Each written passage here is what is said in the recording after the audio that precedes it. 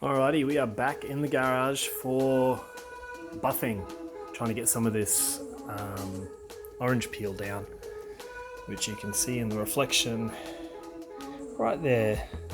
So we want that to be a nice mirror look. It doesn't have to be perfect. It's going to be a daily driver. I don't really care if it's not extremely reflective, but we're going to try and get it, you know, a lot nicer than this. We're going to start by masking up the bonnet, getting rid of any fingerprint marks that we've got. We're going to mask any edges so that we don't burn through with the sandpaper initially.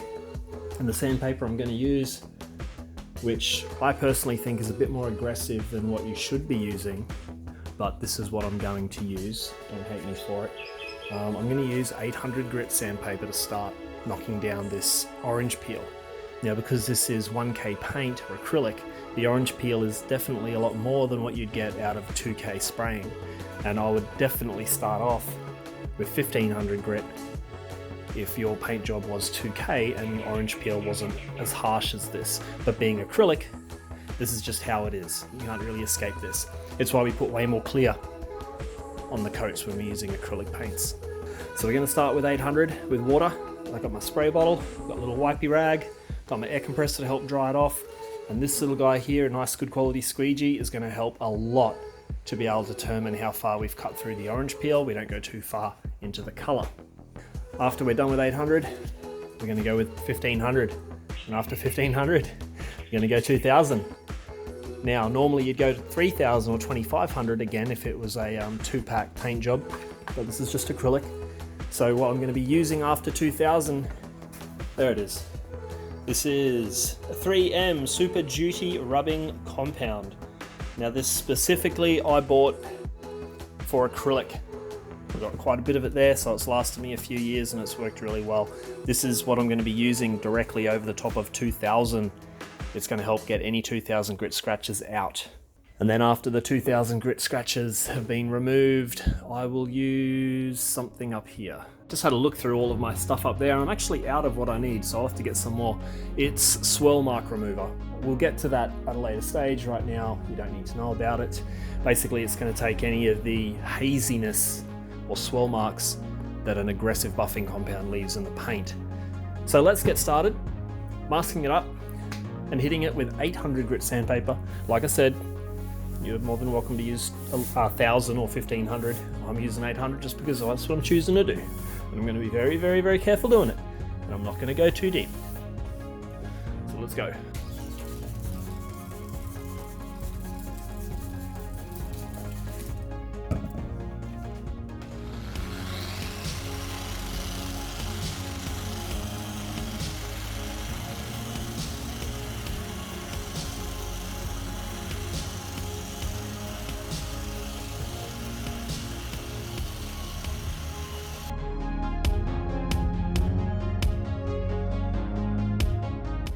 Alright, so that is now 800'd. Going to use my little squeegee here and see what we got to work with. We've still got a bit more to do. You can see all the little dots in here where the 800 hasn't quite got down low enough. What we want that to be is nice and flat. So we'll quickly wipe off this residue and we will continue sanding with another pass at least.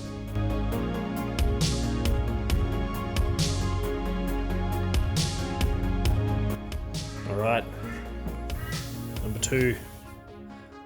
It's looking a lot better. You can almost not see any of the reflection from the roof light, which is good. All those little shiny bits, we kind of want them gone. So we're getting there, a little bit more, and then we'll be ready for 1500.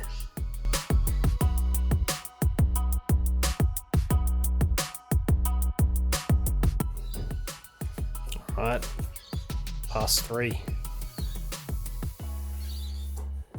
You can see that's much more of a matte finish, which is what we're going for. The light reflection here has pretty much disappeared. There's a couple little spots right there, and I'll tell you what, I'm not even going to worry about them. They can stay there. The last thing I want to do is take too much clear coat off. I still have to do this with 1500 and then 2000. So that there is we're going to call it on the 800. And that's come up really nice. A couple little specks, which is completely acceptable. Trust me, you won't even notice them once this thing's polished. We're on the 1500 wet dry. Same scenario, same dealio. Let's go.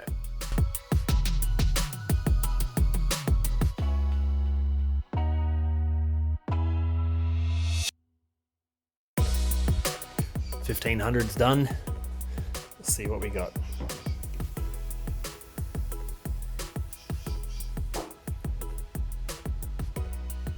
Not bad. So it's flatter again. One thing I have noticed though is with the 1500, I do get more pigtails. But look at that. That swirl is a little clump of clear coat stuck in the sandpaper that's getting pulled along with the sandpaper and making its own little grooves on the paint, which is a real pain in the rear end. The 800 doesn't seem to do it, but the 1500 does, and it's really frustrating. But anyway, the 2000 that we're going to do over the top will take care of those. So, well, fingers crossed. So there's 1500. And the reason why we're using 1500 was, yes, to continue knocking down a little bit more of these little spots, but mainly to get rid of the 800 grit scratches that we put in there originally. I'm only going to do the one pass with 1500 because the main cut down the height of the peaks of the clear coat have already been taken care of with 800. So we're going to hit it with 2000 wet dry now. And hopefully all these pigtails come out.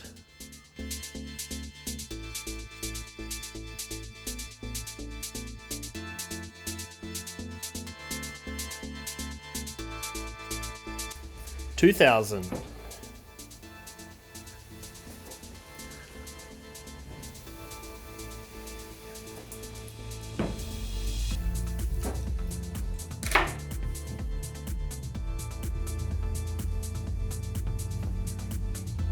Looking better again.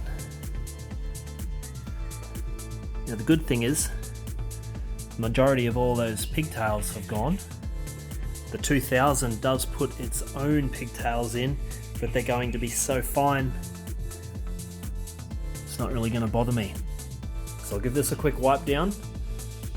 I think that's going to be it for this little section, and we'll give it a quick buff just to see what it comes up like under the lights. It's okay if I hit my buffer over the edges. I just have to be gentle with it. The buffer doesn't really take any paint off the surface. It more so just kind of clears up those super fine 2000 grit scratches. The only time you're going to actually stuff up with a buffer on the edges is when you sit on top of it too long, and it'll burn the heat that gets generated from the buffer. The friction will burn the edge of the paint and it'll remove it. So it's more so melting the edge than what it is doing what sandpaper does. It cuts it down. Buffing will melt. So the key with buffing is don't sit on top of an edge too long. Give it a light run and maybe turn the speed down just a little bit and you'll be safe doing your edges. If you're not confident, don't do it. Put a couple of drops on.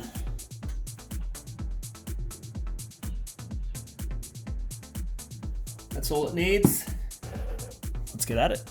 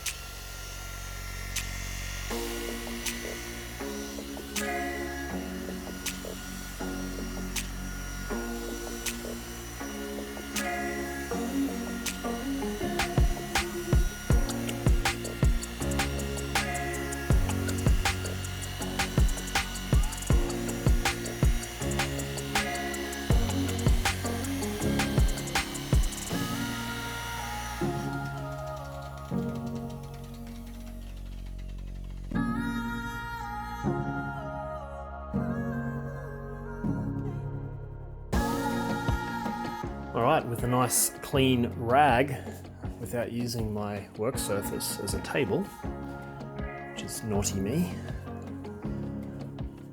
let's give this a wipe off. Should be looking half alright.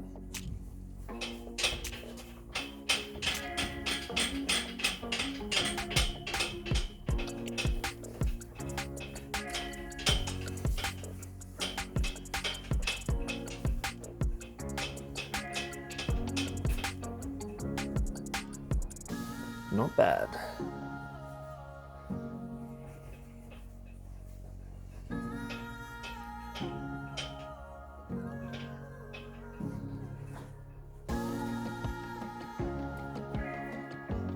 Well, you can see the reflection of the light, that's for sure. Wow, that's actually come up really good. That's actually really decent. You can see kind of the haze, the slight haziness that it's left behind. That's because this buffing compound is aggressive. I still have to do that swirl mark remover, which will get rid of all of this haze. I just don't have it right now, so I can't really show you. All right, here's some with the torch of the light turned on. Look at that pop. Whoo!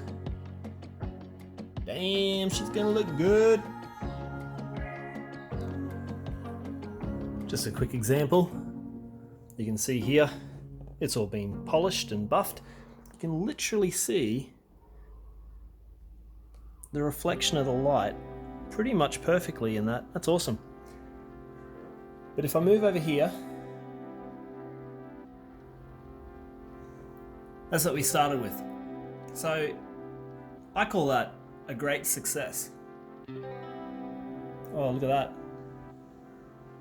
Where am I? Right there. There's a little dent that I've missed. Oh no. Is that gonna bug me forever? Nah, I'll be right, I'll get over it. Look at that. Look at the comparison though between the two. Here I was thinking I was just gonna buff it and leave it like this. No way in the world. This is gonna be worthwhile putting the effort in. This is gonna pop. As long as I don't burn through any edges or sand something I shouldn't, it'll be fine. And you can see just here on the edge where I've left it. It really doesn't need to be touched because at the end of the day, there's less paint on this edge and I don't want to burn through it. If I really wanted to, maybe, I don't know, if I ever get super bored, I could go over all the edges with like a 1500 or 2000 grit sandpaper by hand and then run a buffer over it. But for now, given that I have to, number one, finish this hood, number two, finish the whole car, that's a big job. And I think I'll just concentrate on all these flat panels for now. Anyways, I'm gonna call it quits because I got a lot of work to do. I don't want to record all of it, but I think this come out absolutely stellar. Like I said before, I used 800. I would recommend you guys use a finer grit sandpaper, but it's just what I'm used to using, and I'm happy with that. If it was a show car, yeah, maybe I'd go straight to 1500 or 2000, but it's not, it's a daily driver. Birds are gonna poo all over it, kids are gonna scratch it, some lady's gonna throw a shopping trolley into it for sure, so I'm not overly fussed, but I think it's come up exceptionally well. So anyways, enough of me blabbling on. I got more sanding and buffing to do. All right, just a bit of intermission. I said I'd see you after the whole car's finished, but I decided to stop halfway. I am absolutely stuffed. I'm about halfway done on the buffing. All the sanding's been done, but it's coming up really good. Looking very glossy, which is awesome, and super reflective.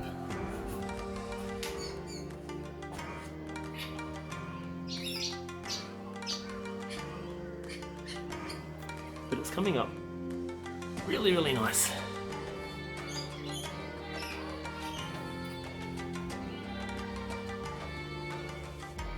There again, you can see this area down here is purple, and this area here is green.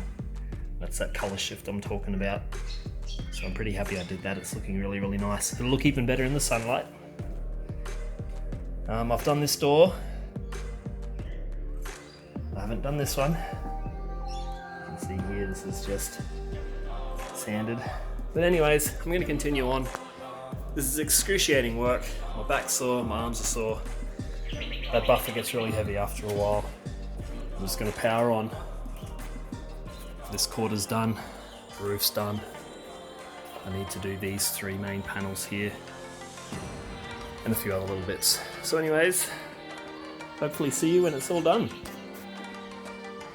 So far, so good. What a job. I've now finished the cutting stage, at least. I might have finished it.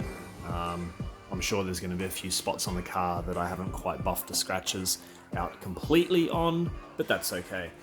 I'm going to roll it out into the sun so I can give it a good wash with some detergent and get the remainder of any of this, buffing compound off the car. Also just give it a good clean up because it's absolutely filthy. This stuff makes a mess. This is half of my buffing pad on the floor. Everything's been splattered with buffing paste. So I probably should have put a sheet down or something before doing this, or buffed it in a different area, so I got a lot of cleaning to do. Anyway, let's get it out into the sunlight, see what it looks like. Now that it's all kind of cut back, it should look pretty nice. I'll give it a wash and we'll see what my next step is from there.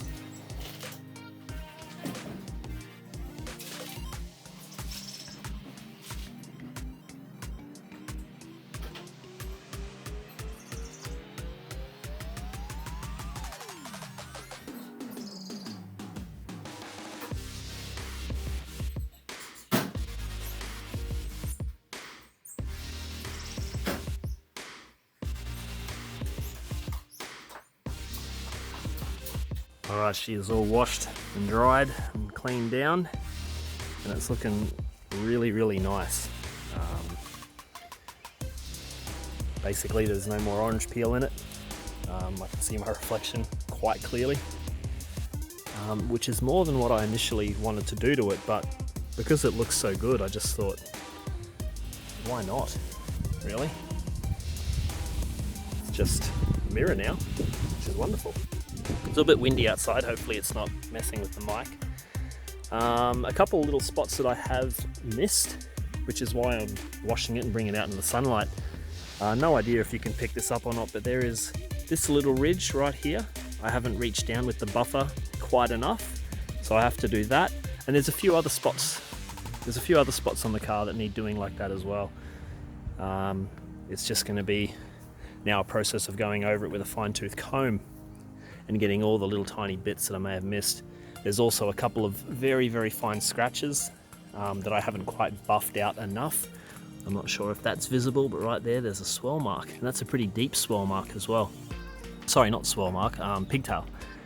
So I'm gonna have to sit on that with the buffer just a little bit longer on that spot. But 99% of it has come up really, really good. I haven't burnt through anywhere, which I'm over the moon with, and it's all come out really good. You can see all the haziness and the swirls and everything. That's simply just because the buffing compound that I used is quite hard, and this is still in need of an actual buff. That'll all disappear once we get to that stage. But I reckon that's looking absolutely sick. That purple is just popping enough so that it changes the tinge of the graphite, because without it, it would have been quite a black finish. And I think it's given it just that little bit more character, which is really, really, really good. But anyways, I'm going to push her back into the shed once I clean the shed. And we're going to call it on that episode. I think that's a long enough one. The cutting, sanding and buffing stage and all that, that was a pain in the backside. That took about 3 days, by the way. This wasn't just a one-day video, this took a while. Obviously I didn't sit in there every hour of every day, but probably for a solid 4 or 5 hours a day for 3 days that job took. So make sure you don't rush it, or else you'll end up muffing it up. But anyways, I'm going to stop talking. We'll see you in the next one.